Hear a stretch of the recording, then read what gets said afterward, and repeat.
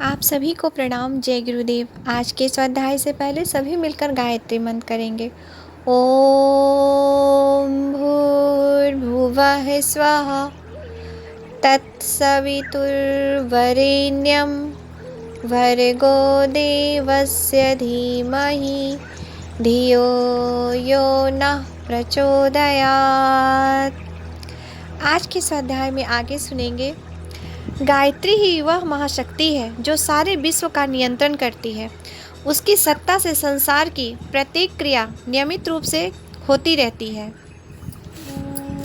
कठोपनिषद में इसका वर्णन यूं आया है कि जिसके भय से अग्नि तपती है, जिसके भय से सूर्य जलता है, जिसके भय से इंद्र, वायु और यम दौड़ते रहते हैं, ऐसी परम महामयी माता का श्रद्धा पूर्वक आंचल पकड़ने वाला साधक क्या नहीं प्राप्त कर सकता।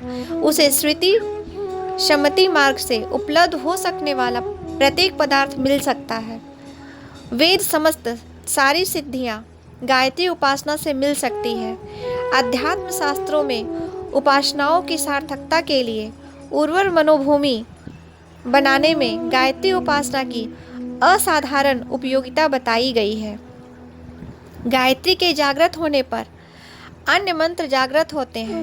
प्रारंभ में हल्के काम दिए जाते हैं और समर्थता बढ़ने पर बड़े एवं भारी काम सौंपे जाने लगते हैं। गायत्री की सरल जप प्रक्रिया उपासनात्मक विधि विधान के साथ जब ठीक प्रकार बन पड़ती है तो साधक को योगाभ्यास सहित उसे करने के लिए कहा जाता है।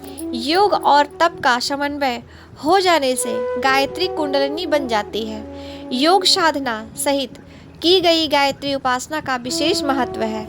योगाभ्यास सहित जो गायत्री उपासना करता है वह ब्रह्म पद को प्राप्त कर लेता है। योग और तप के समन्वय से की गई गायत्री साधना का कुंडलिनी साधना का महत्व बताते हुए कहा गया है कि शिवजी कहते हैं, हे पार्वती, गायत्री ही तप है, योग है, साधना है, ध्यान है, वही सिद्धियों की माता मानी गई है। इससे बढ़कर श्रेष्ठ तत्व इस संसार में और कोई नहीं है। कभी किसी की गायत्री साधना निष्फल नहीं जाती। समस्त योग साधनाओं का आधार गायत्री ही है। गायत्री की प्रखरता प्राण शक्ति के समन्वय से प्रकट हो जाती है। वस्तुतः गायत्री को प्राण विद्या ही कहना चाहिए।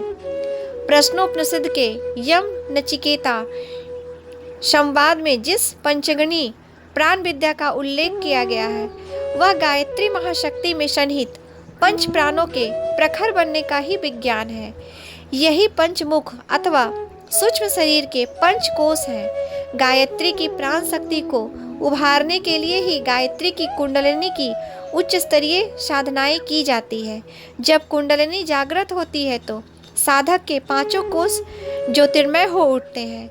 यही वो शक्ति केंद्र है जिन्हें सूक्ष्म शक्तियों का भंडार कहा जाता है और जिन्हें उच्च स्तरीय गायत्री सावित्री साधना द्वारा जागृत किया जाता है। आज का विषय है सावित्री का शक्ति स्रोत सविता देवता। सावित्री और सविता का संबंध। गायत्री वेद जननी, चारों वेदों की माता होते हुए एक वेद मंत्र भी है। वेद के हर मंत्र का एक छंद, एक ऋषि और एक देवता होता है। उनका स्मरण उच्चारण करते हुए विनियोग किया जाता है। गायत्री महामंत्र का गायत्री छंद विश्वामित्र ऋषि और सविता देवता है। सविता बोलचाल की भाषा में सूर्य को कहते हैं। सविता की अधिष्ठात्री देवी होने के कारण गायत्री का दूसरा नाम सावित्री भी है। सविता और सावित्री का युग्म प्रख्यात है। कहते हैं सावित्री में जो शक्ति है वह सविता की है। यूँ सविता पर ब्रह्म परमात्मा को भी कहते हैं और उनकी प्रेरक, विधेयक, निर्मात्री, संचारिणी, हृदयनी चेतना शक्ति को गायत्री को सावित्री कहा जा सकता है। यह ज्ञान दृष्टि हुई।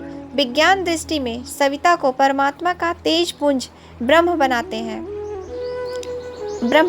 हैं, जिसके प्रभाव और प्रकाश में यह सारा दृश्य जगत सक्रिय रहता है।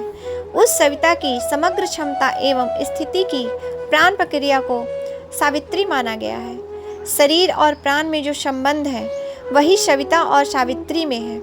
प्राणी के अस्तित्व को प्रकाश एवं अनुभव में लाने के लिए शरीर चाहिए और शरीर सजीव बना रहे उसके लिए प्राण की स्थिति आवश्यक है। दोनों का अन्योन्याश्रय संबंध है। एक के बिना दूसरे की गति नहीं, स्थिति नहीं, उपयोगिता नहीं, शोभा नहीं। इसी प्रकार सविता और सावित्री एक दूसरे के लिए जुड़े हुए हैं। दोनों का एक मिश्रित युग्म है। अलंकार रूप से सावित्री को सविता की पत्नी भी कहते हैं। मोटे अर्थ में यह पराया, उदय होने वाला, सायंकाल अस्त होने वाला, प्रकाश और गर्मी देने वाला अग्निपिंड ही सूर्य है, सविता है। उसकी भी अपनी शक्ति एवं क्षमता है। इस संसार का सारा क्रियाकलाप उसी के प्रभाव से हो रहा है।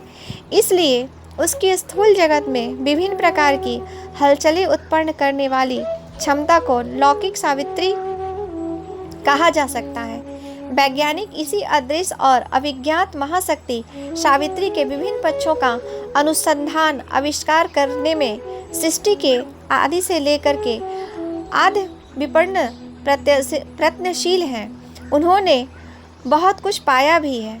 अग्नि तत्व का पता लगाकर मनुष्य ने जिस दिन उसका उपयोग जाना, उस दिन उसने ऐसा अनुभव किया मानो उसने किसी महान महाशक्तिशाली देवता को अपने घर आंगन में प्रतिष्ठित करने रहने के लिए मना लिया है।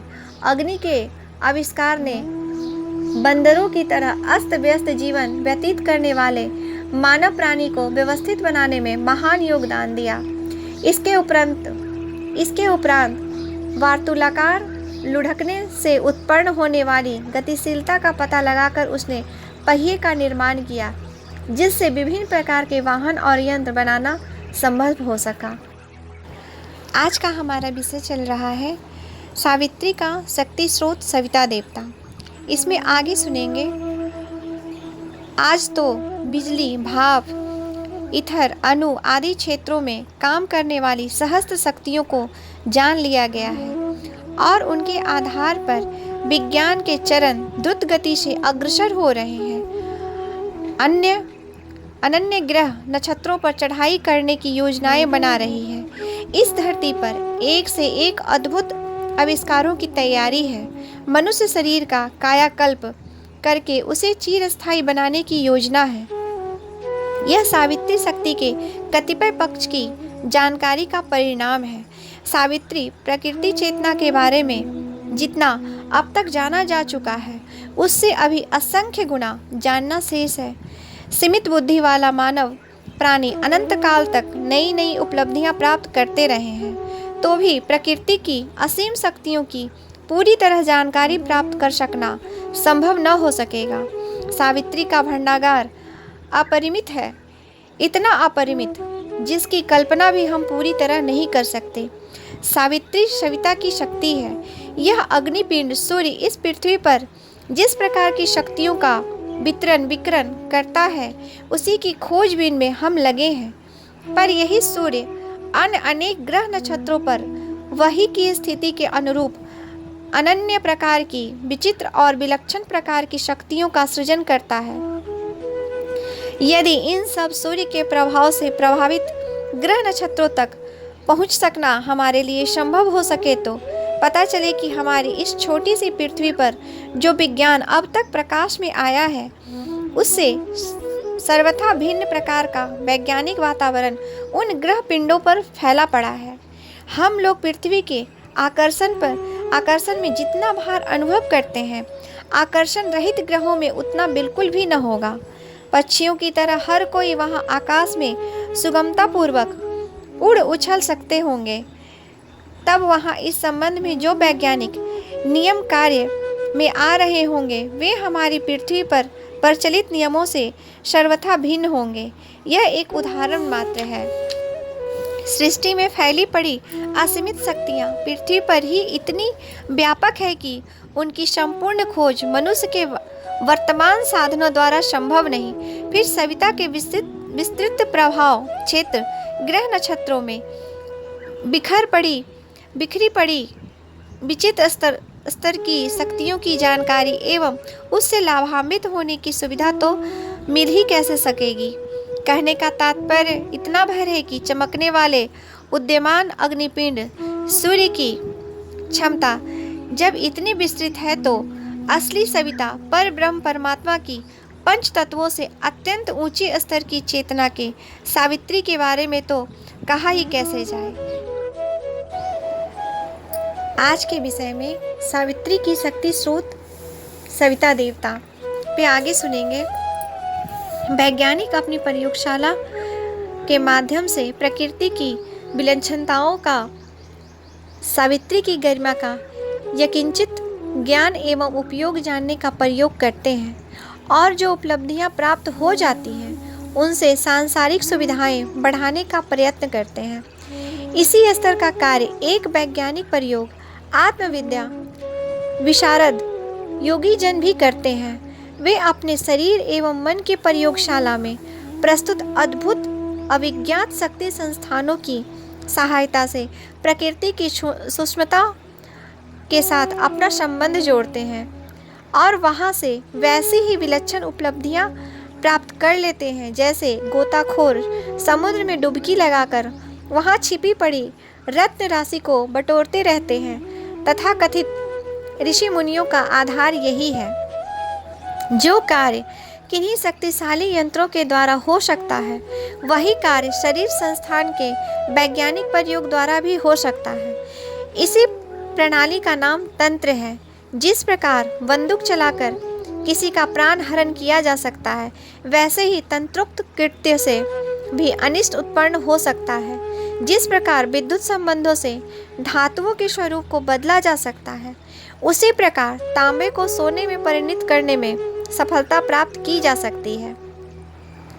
कितने ही सिद्ध पुरुष ऐसा करते भी रहे हैं। नागार्जुन, रावण आदि ऐसे ही असुर संप्रदाय के तांत्रिक वैज्ञानिक थे जिन्होंने निर्धारित तपश्चर्या करके शरीर में इतनी अणुशक्ति संचालित कर ली थी कि वे अपने मनोबल के द्वारा अभीष्ट वस्तुएं एवं परिस्थितियां उत्पन्न कर लेते थे।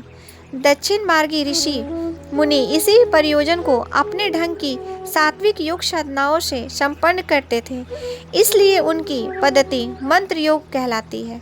दक्षिण और वाम मार्ग में सात्विक और तामस का अंतर रहने के कारण उन्हें तंत्र विद्या और मंत्र विद्या का अलग अलग नाम दिया है। जहाँ तक परिणामों का संबंध है दोनों का प्रतिफल लगभग सामान्य है। जो भौतिक लाभ मंत्र योगी उठा सकता है वही चमत्कार उत्पन्न कर सकना तंत्र योगी के लिए भी संभव है। सावित्री की महाशक्ति सावित्री एक ही है। सविता की महाशक्ति सावित्री एक ही है। उससे संपर्क बनाने के अनेक तरीके हो सकते हैं। उससे एक तरीका शरीर यंत्र को माध्यम बनाकर साधना विधान के प्रयोग का है। दूसरा वैज्ञानिक प्रयोगशालाओं के माध्यम से उपकरणों एवं यंत्रों के माध्यम से लाभान्वित होने का है। आज यह यंत्र विज्ञान उस क्षेत्र में काम करने वाले निष्ठावान कार्यकर्ताओं के कारण सफलतापूर्वक काम कर रहा है। तंत्र और मंत्र क्षेत्रों में वैज्ञानिक तपश्चर्या की कठोरता से डरकर मुंह मोड़ लिया। फलस्वरूप वहाँ सुनसान ही दृष्टिगोचर हो रहा है। आवश्यकता इस बात की है कि वैज्ञानिक तत्परता के साथ इस क्षेत्र में भी काम किया जाता रहे और ऋषि मुनियों की बातें कल्पना समझी जाने का अवसर न आने देकर उस विज्ञान को मानव जाति के कल्याण में प्रस्तुत किया जाए। यहाँ प्रसंग सविता और सावित्री का चल रहा है।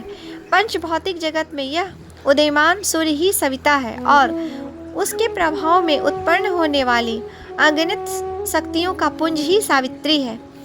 इस युग्म से हमें बड़ा लाभ होता है। उसी के प्रभाव से हम जीवित हैं और अभिष्ट साधन सामग्री उपलब्ध कर रहे हैं। श्रुतियों में सूर्य को जगत की आत्मा बताया गया है। उसी से वह प्राण प्रतिभूत होता है जिसके कारण प्राणियों के लिए शरीर धारण किए रह सकना, वनस्पतियों को उगाना, पंच तत्वों का सक्रिय रह सकना संभव है। यदि सूर्य ठंडा हो जाए तो देखते देखते यह धरती हिम पिंड की तरह ठंडी हो जाए और यहाँ सब कुछ निर्जीव हो जाए, जीवन का किंचित लक्षण भी दिखाई न पड़े। इसलिए इस अग्निपिंड सविता का भी हमारे भौतिक जीवन में असाधारण महत्व है। आज के इस अध्याय में सावित्री की शक्ति स्रोत सविता देवता, इस पे आगे बढ़ेंगे और सुनेंगे। आज का स्वाध्याय सविता की असाधारण रहस्यमय शक्तियों का सावित्री का उपयोग हम यंत्रों के माध्यम से तो कर ही रहे हैं, चाहे तो तंत्र और मंत्र योगों द्वारा भी वैसे ही लाभ उठा सकते हैं जैसे कि भौतिक विज्ञान वाले उठा रहे हैं या उठाने की बात सोचा करते हैं। यह सूर्य योग चाहे किसी भी विधि से किया जाए, भौतिक जीवन में सुविधाएं बढ़ाने के लिए बड़ा उपयोगी सिद्ध होता रहा है। आगे यह उपयोगिता और भी बढ़ने की संभावना है। असली सविता जो गायत्री मंत्र का देवता है, इस उदयमान सूर्य से भी ऊंचा है। उसे असंख्य सूर्यों का सूर्य, परम शक्ति स्रोत, इस सृष्टि का नियामक और परिपुष्टकर्ता, विधाता, प्रजापति कहा जाता है। उसके साथ संपर्क बनाकर यदि सानिध्य लाभ किया जा सके तो दृश्य सूर्य की अपेक्षा यह आध्यात्मिक सविता भी हमारे लिए असंख्य गुने सुख साधन प्रस्तुत कर सकता है। परमात्मा की परम शक्ति गायत्री की सविता की अवंचित क्षमता सावित्री की उपासना करके हम वह लाभ ले सकते हैं जिसके लिए यह मानव शरीर उपलब्ध हुआ है। वस्तुतः गायत्री उपासना, सावित्री साधना ही हमारा जीवन लक्ष्य हो सकता है, होना भी चाहिए। ऐसा भ्रम किसी को नहीं करना चाहिए कि गायत्री से सावित्री भिन्न हो सकती है। ये एक ही शक्ति के दो नाम हैं। जब वह शक्ति भौतिक प्रयोजनों की पूर्ति के लिए प्रयुक्त की जाती है तब उसे सावित्री कहते हैं, और जब वह आध्यात्मिक प्रयोजनों के लिए काम आती है तब उसी को गायत्री कहने लगते हैं। मृत शरीर को जलाते समय जो अग्नि जलती है वह लोहिता, और भोजन बनाने की भट्टी में जो जलने वाली को रोहिता कहते हैं। लोहिता और रोहिता ये दो नाम प्रयोग में आने वाले विभाजन के अनुरूप है। वस्तुतः अग्नि एक ही है। इसी प्रकार उस महाशक्ति को परा, अपरा, सावित्री और गायत्री के नाम से पहचाना जाता है। सविता तत्व के संबंध होने के कारण उसे सावित्री कहा गया है। सविता का देवता होने के कारण उस परम तत्व को सविता कहते हैं। यह गायत्री का ही स्वरूप है। गायत्री में जिस वरेण्य, भर्ग, देव, सविता का स्मरण चिंतन किया जाता है वह परम तेजस्वी, सर्वशक्तिमान, सर्वेश्वर सविता, प्रसविता परमात्मा ही है। और उस परमात्मा की सर्वोत्तमुखी, सर्वोपरि शक्ति को चाहे गायत्री कहें अथवा सावित्री, वस्तुतः एक ही महातत्व से उसका प्रयोजन है। सावित्री और गायत्री की एकता के कुछ प्रमाण जो आगे सुनेंगे। आज के लिए यहीं तक। आप सभी को प्रणाम। जय गुरुदेव।